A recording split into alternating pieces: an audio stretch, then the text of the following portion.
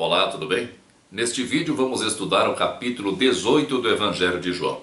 Jesus terminou os seus discursos de despedida, que tiveram início no capítulo 13 e se estenderam até o capítulo 17. E agora os acontecimentos da última noite de Jesus são retomados. Tendo Jesus dito isto, saiu com os seus discípulos para além do ribeiro de Cedron, onde havia um horto, no qual ele entrou e seus discípulos. E Judas, que o traía, também conhecia aquele lugar, porque Jesus muitas vezes se ajuntava ali com os seus discípulos. Tendo, pois, Judas recebido a corte e oficiais dos principais sacerdotes e fariseus, veio para ali com lanternas e archotes e armas. Sabendo, pois, Jesus todas as coisas que sobre ele haviam de vir, adiantou-se e disse-lhes: A quem buscais? Responderam-lhe: A Jesus Nazareno. Disse-lhes Jesus: Sou eu. E Judas, que o traía, estava com eles. Quando, pois, lhes disse: Sou eu, recuaram e caíram por terra. Judas, que o traía. Lembramos que paradídome quer dizer entregar, não trair. Judas entregava Jesus naquele momento, não traía Jesus. O versículo 4 diz: Sabendo, pois, Jesus todas as coisas que sobre ele haviam de vir. Jesus sabia o que iria acontecer. Desde o começo, Jesus sabia o que ia acontecer. Jesus encarnou entre nós com um propósito, e tudo o que aconteceu com ele obedeceu a esse propósito. A nossa opinião sobre a suposta traição de Judas está no vídeo número 24. Lembramos apenas que para que haja traição é preciso um enganador e um enganado. Nem Judas enganou Jesus e nem Jesus foi enganado por Judas, pois Jesus sabia o que aconteceria. Judas foi o responsável por entregar Jesus para o seu próprio sacrifício. No Gênesis é narrado o drama de Abraão, que ia sacrificar o seu filho Isaque em obediência a Deus. Quando Abraão estava prestes a matar Isaque, um anjo impediu Abraão de matar Isaque e providenciou um carneiro para ser sacrificado no lugar de Isaque. Isaque foi salvo na última hora, mas Abraão também foi salvo na última hora. Imagine como ele se sentiria por ter sacrificado seu próprio filho. Agora Judas tem que cumprir esse papel de entregar Jesus para o sacrifício. Jesus não será salvo da morte física. E Judas, pelo que sabemos, não suportou o remorso, a dúvida. Se Abraão tivesse chegado a sacrificar Isaque, certamente também conviveria com a dúvida. Se perguntaria: será que devia mesmo ter feito aquilo? Sabendo que havia chegado a sua hora, Jesus adianta-se para evitar qualquer confronto e pergunta a eles a quem eles buscavam. Jesus esperava que eles lhe dessem uma resposta objetiva para que os seus discípulos não fossem envolvidos no que acontecia. Responderam-lhe: A Jesus Nazareno. Disse-lhes Jesus: Sou eu. E Judas, que o traía, estava com eles. Quando, pois, lhes disse: Sou eu, recuaram e caíram por terra. Recuaram e caíram por terra. Por quê? Talvez por medo de Jesus. É possível que tivessem ouvido falar muitas coisas a respeito de Jesus. Não podemos deixar de considerar o poder magnético de Jesus, a sua presença na escuridão, a sua resposta dizendo eu sou, que foi a descrição que Deus fez de si mesmo. Talvez isso tenha assustado alguns dos israelitas presentes. Tornou-lhes, pois, a perguntar: A quem buscais? E eles disseram: A Jesus Nazareno. Jesus respondeu: Já vos disse que sou eu. Se, pois, me buscais a mim, deixai ir estes. Confirmamos aqui o cuidado de Jesus para com os seus discípulos. Eles teriam que permanecer livres para propagar o seu evangelho, para que se cumprisse a palavra que tinha dito: Dos que me deste, nenhum deles perdi. Não podemos esquecer de ver isso de uma maneira mais ampla. Não são apenas os discípulos de Jesus, aqueles discípulos de Jesus presentes, que não se perderiam. Nenhum dos espíritos da terra colocados sobre a responsabilidade de Jesus se perderá. Nossas perdições são passageiras. Sempre podemos nos recuperar. A misericórdia de Deus é infinita. Se a misericórdia de Deus não fosse infinita, então alguém poderia desenvolver uma misericórdia maior do que a misericórdia de Deus, e Deus não seria absoluto. Então Simão Pedro, que tinha espada, desembainhou-a e feriu o servo do sumo sacerdote, cortando-lhe a orelha direita. E o nome do servo era Malco. Mas Jesus disse a Pedro: põe a tua espada na bainha. Não beberei eu o cálice que o Pai me deu? A tradução diz espada, mas macaira é uma faca grande, não uma espada. Não seria compreensível que Pedro, um pescador, andasse com uma espada. Soldados usavam espadas, pescadores usavam facas. Além disso, eles tinham acabado de comer a Páscoa. O cordeiro pascal era sacrificado por eles mesmos, e isso era feito, obviamente, com uma faca grande, não com uma espada. Pedro cortou a orelha direita do servo do sumo sacerdote. O sumo sacerdote era o representante maior da religião oficial, da religião das exterioridades, que se ocupa com as aparências, não com o que vai no íntimo. O servo do sumo sacerdote representa aquele que serve a religião exterior. O nome do servo era Malco, que quer dizer rei. Simbolicamente, ele representa o reinado dos interesses mundanos, da busca pelo poder que a religião proporciona, da religião cheia de aparatos e de luxo, mas pobre em moral e espiritualidade. No Evangelho de Lucas, quando Jesus termina de contar a parábola do semeador, os seus discípulos perguntam: que parábola é esta? E Jesus disse: a vós vos é dado conhecer os mistérios do reino de Deus, mas aos outros por parábolas, para que vendo não vejam e ouvindo não entendam. Para que ouvindo não entendam. Pedro, justamente Pedro, que é tido como a base da igreja, corta a orelha direita, para que aqueles em que reina a religião das exterioridades e do poder ouçam tudo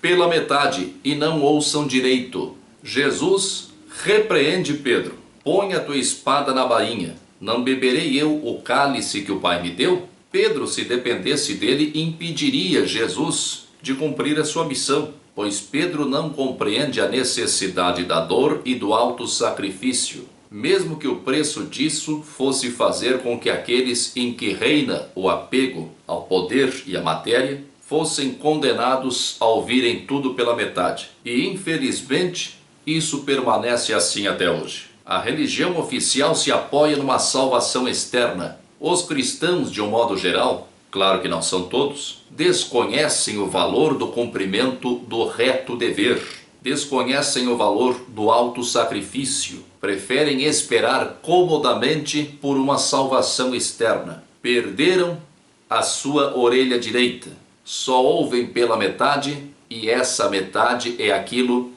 que não é direito. Então a coorte e o tribuno e os servos dos judeus prenderam a Jesus e o maniataram, e conduziram-no primeiramente a Anás, por ser sogro de Caifás, que era o sumo sacerdote daquele ano. Aqui há um deslocamento de texto. Originalmente, depois do versículo 13, vem o versículo 24 e depois o versículo 14. Seria assim: e conduziram-no primeiramente a Anás, por ser sogro de Caifás, que era o sumo sacerdote daquele ano. E Anás mandou-o, maniatado, ao sumo sacerdote Caifás. Ora, Caifás era quem tinha aconselhado aos judeus que convinha que um homem morresse pelo povo. Anás, embora não fosse o sumo sacerdote oficial, já havia ocupado este posto. Para os judeus, o sumo sacerdote era vitalício, mas por questões políticas, Roma interferiu nos seus costumes e outras pessoas ligadas a Anás ocuparam o cargo. Mas, embora Anás não fosse o sumo sacerdote de direito, ele ainda era o sumo sacerdote de fato. Tanto é que levaram Jesus a ele em primeiro lugar. Ora, Caifás era quem tinha aconselhado aos judeus que convinha que um homem morresse pelo povo. Isso foi dito por Caifás, no capítulo 11, versículos 49 e 50. Temos que ter cuidado com essa ideia tão difundida de que Jesus morreu por nós. Isso é verdadeiro se considerarmos o sacrifício de Jesus para nos legar o seu ensinamento. Jesus doou-se totalmente a nós. Mas não podemos pensar de modo algum que o simples fato de Jesus ter morrido seja capaz de nos salvar. Essa ideia pode até ser confortadora para as nossas fraquezas de caráter, pois assim não precisamos fazer nenhum esforço para progredirmos intelectual e moralmente, nenhum esforço para colocar em prática tudo que Jesus nos ensinou. Jesus morreu na cruz, acreditamos nele e pronto, estamos salvos. Não é assim, e nem é isso que está escrito aqui. A tradução diz: convinha que um homem morresse pelo povo. Morresse é a tradução de apóleste, do verbo apóllume. Até podemos entender esse verbo com o sentido de morrer, mas ele é o mesmo verbo, por exemplo, usado para designar a perdição de Judas. Quando é dito no capítulo 17, versículo 12, que ninguém se perdeu, a não ser o filho da perdição, perdeu e perdição são formas do verbo apóllume. Mas o mais importante, convinha que um homem morresse pelo povo. O texto grego diz apóliste hipertulaú. Hiper é sobre, além de. Convém que um homem acima do povo se perca.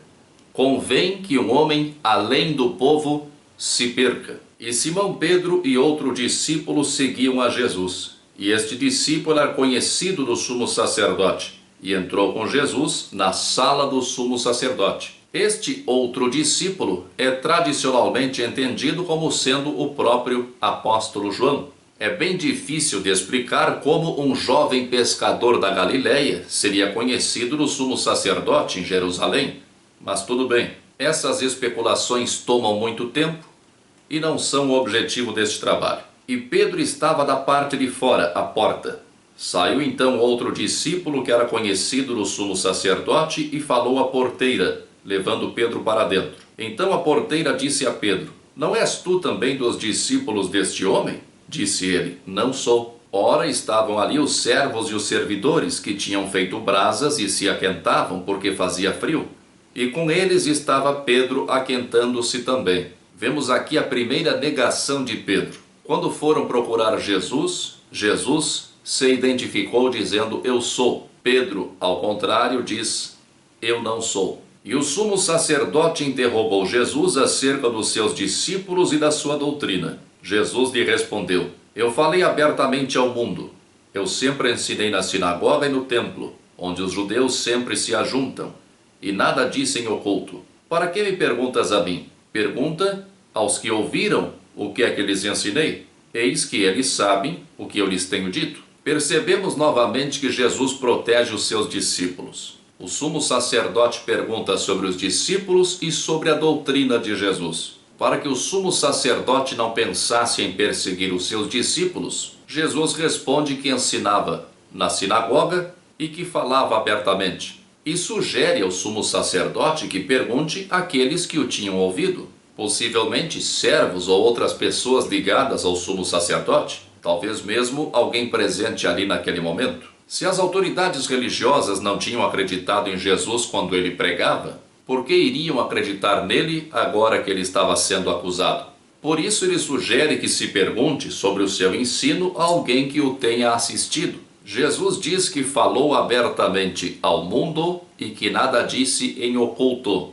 Jesus está se referindo ao ensino dele dado em público. Ele foi perguntado sobre a sua doutrina, e a pergunta obviamente se referia àquilo que já tinham ouvido Jesus falar. Mas essa resposta de Jesus não quer dizer de modo algum que ele não ensinasse uma doutrina mais profunda aos seus discípulos. Temos a prova disso em Lucas capítulo 8, versículo 10, que vamos ler agora. E ele disse: a vós vos é dado conhecer os mistérios do reino de Deus, mas aos outros por parábolas, para que vendo não vejam e ouvindo não entendam. Em Mateus capítulo 10, versículo 27, fica novamente evidenciado que o ensino que Jesus dava aos seus discípulos em particular não era o mesmo que ele dava à grande massa. Mateus capítulo 10, versículo 27. O que vos digo em trevas, dizei-o em luz, e o que escutais ao ouvido, pregai-o sobre os telhados. Mas a resposta de Jesus ao sumo sacerdote, sugerindo que ele perguntasse aos que tinham ouvido Jesus, não foi bem recebida. E tendo dito isto, um dos servidores que ali estavam deu uma bofetada em Jesus, dizendo: assim respondes ao sumo sacerdote? Respondeu-lhe Jesus: se falei mal, dá testemunho do mal, e se bem, por que me feres? Aqui nós temos a demonstração prática de Jesus sobre o seu ensinamento dado em Mateus capítulo 5, versículo 39, que diz: eu, porém, vos digo que não resistais ao mal, mas, se alguém te bater na face direita, oferece-lhe também a outra. Jesus não ofereceu resistência, mas não se calou. Não devemos sofrer injustiças calados. Jesus ofereceu a outra face, a face da razão. Recebeu uma violência irracional e ofereceu o chamado à razão. Se falei mal, dá testemunho do mal. E se falei bem, por que me feres? Se o que Jesus disse estava errado, este erro deveria ser corrigido, esclarecido. E se o que Jesus falou estava certo, então não havia motivo para a violência. E Simão Pedro estava ali e aquentava-se. Disseram-lhe, pois: não és também tu um dos discípulos? Ele negou e disse: não sou. E um dos servos do sumo sacerdote, parente daquele a quem Pedro cortara a orelha, disse: não te vi eu no horto com ele? E Pedro negou outra vez, e logo o galo cantou. Aqui se completam as 3 negações de Pedro previstas por Jesus. Temos que lembrar, como já fizemos no estudo de Lucas, de que Pedro negou conhecer Jesus porque ele estava ali. Os outros foram embora, Pedro estava presente. E de nada adiantaria, neste momento, ele dar um testemunho de bravura e lealdade e, quem sabe, morrer junto com Jesus. O seu papel como propagador do Evangelho exigia que ele se mantivesse livre e com vida. Pedro não pode nos servir como um modelo de negação nem de fraqueza. Pedro não fraquejou, esse símbolo é furado. Pedro convenceu-se de 2 coisas. Convenceu-se de que, se Jesus acertou a previsão de que antes que o galo cantasse ele o negaria por 3 vezes, as outras previsões de Jesus acerca da sua morte também se confirmariam. Pedro se deu conta naquele momento de que Jesus iria realmente morrer e que seria agora, dentro de algumas horas. Naquele momento caiu a ficha de Pedro, e Pedro também se convenceu de que não bastaria aquele tipo de coragem a que ele estava acostumado. Não é cortando orelhas que transformaremos o mundo. Existe uma coragem muito maior que puxar uma faca e cortar a orelha de alguém. É a coragem de sofrer injustiças e não devolver com outras injustiças. É a coragem de calar os sentimentos, de controlar os ímpetos em nome de um objetivo maior. Isso é coragem. Puxar uma faca e lutar é fácil, qualquer mentecapto faz isso. Liga a televisão, tá cheio de débil mental se afofando num ringue. Mas os mansos herdarão a terra, disse Jesus. Ser manso é domar os instintos e controlar a própria força, canalizar as energias para objetivos determinados. Depois levaram Jesus da casa de Caifás para a audiência, e era pela manhã cedo. E não entraram na audiência para não se contaminarem, mas poderem comer a Páscoa. As leis de pureza dos judeus determinavam que o judeu que tivesse contato com um estrangeiro, como era o caso de Pilatos e dos funcionários e soldados de Pilatos, que eram romanos, se um judeu tivesse contato com um estrangeiro ou entrasse na casa de um estrangeiro, ele seria considerado impuro até a tarde. Como eles ainda estavam comemorando a Páscoa, não queriam se contaminar entrando no local dos romanos para não precisarem interromper as comemorações. Comer a Páscoa não quer dizer necessariamente comer, mas participar das comemorações. Entre nós, quando há uma celebração social ou algum evento como a inauguração de algum local, costuma-se dar uma festa. E às vezes esse tipo de festa é chamado de coquetel, mas num coquetel nem sempre se bebe coquetel. E aliás, se nós formos ver a origem da palavra coquetel, ela vem do inglês e quer dizer rabo de galo. As palavras tomam diferentes conotações com o tempo. Comer a Páscoa, então, é festejar a Páscoa. Então Pilatos saiu fora e disse-lhes: Que acusação trazeis contra este homem? Responderam e disseram-lhe: Se este não fosse malfeitor, não te entregaríamos. Disse-lhes, pois, Pilatos: Levai-o vós e julgai-o segundo a vossa lei. Disseram-lhe então os judeus: A nós não nos é lícito matar pessoa alguma. O motivo de as autoridades judaicas terem procurado Pilatos é porque eles não tinham permissão de condenar à morte. Roma, que dominava a região dos judeus, permitiu que eles permanecessem com a sua religião e com as suas leis, mas dentro de certos limites. A pena de morte competia exclusivamente a Roma. A essa altura, Jesus já estava condenado à morte pelos judeus. Eles precisavam apenas que Roma executasse a condenação, para que se cumprisse a palavra que Jesus tinha dito, significando de que morte havia de morrer. Obviamente, Jesus sabia como iria morrer.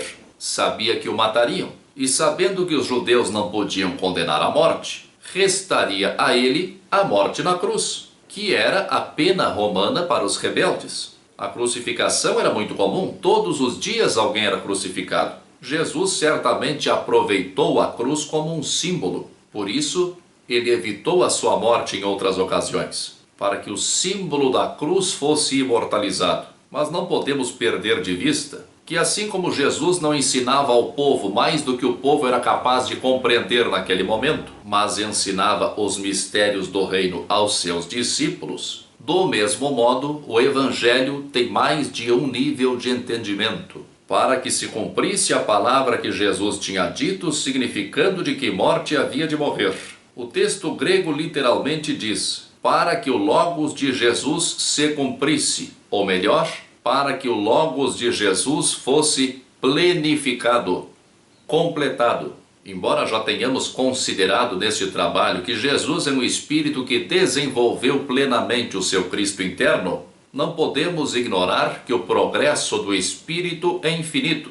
O Espírito é imortal e progride sempre. Negar isso é negar o bom senso. Jesus certamente cumpriu um importante passo na sua evolução ao encarnar na sua missão na Terra. É isso que o texto diz claramente. É claro que o evangelista faz menção aqui às previsões de Jesus acerca da sua morte, mas este é o sentido superficial do texto. Tornou, pois, a entrar Pilatos na audiência e chamou a Jesus e disse-lhe: Tu és o rei dos judeus? Respondeu-lhe Jesus: Tu dizes isso de ti mesmo, ou disseram-te outros de mim? Em Mateus capítulo 10, versículo 16, quando Jesus manda os seus apóstolos em missão, ele recomenda que eles sejam mansos como as pombas e prudentes como as serpentes. Jesus acabou de demonstrar mansidão ao não resistir ao tapa que o servo do sumo sacerdote lhe deu. Agora está demonstrando prudência.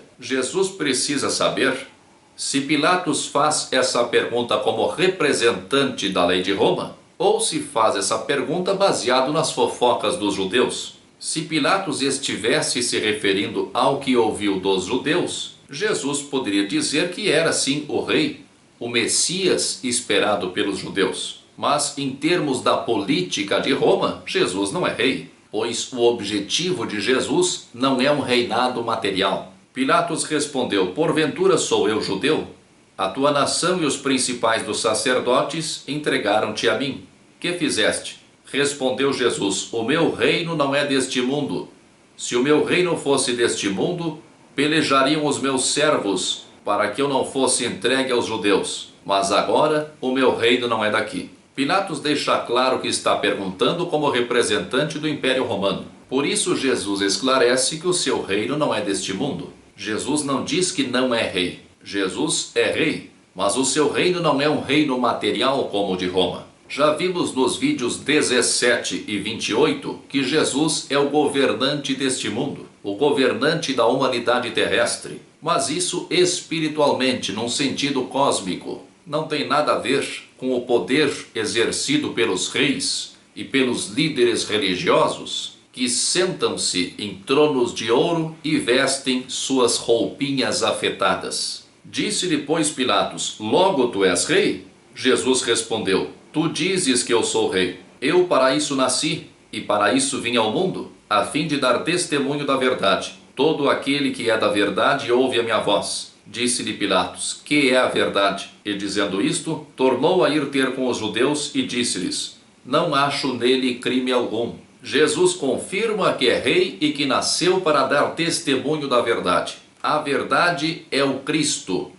E quem é da verdade, quem já tornou-se receptivo ao seu Cristo interno, ouve a voz de Jesus, que mais tarde se apresentaria como o Espírito de verdade. É interessante notar que Jesus falou com Pilatos em grego, pois Pilatos, como romano que era, certamente não falava o aramaico. Fica demonstrado mais uma vez que Jesus conhecia perfeitamente o grego, e sabendo que o seu evangelho seria escrito em grego, utilizou-se de imagens e figuras de linguagem que levassem a sua mensagem mais profunda, ocultada por trás das palavras aparentemente simples. Depois disso, Pilatos dirige-se aos judeus: Mas vós tendes por costume que eu vos solte alguém pela Páscoa. Quereis, pois, que vos solte o rei dos judeus? Então todos tornaram a clamar, dizendo: Este não, mas Barrabás.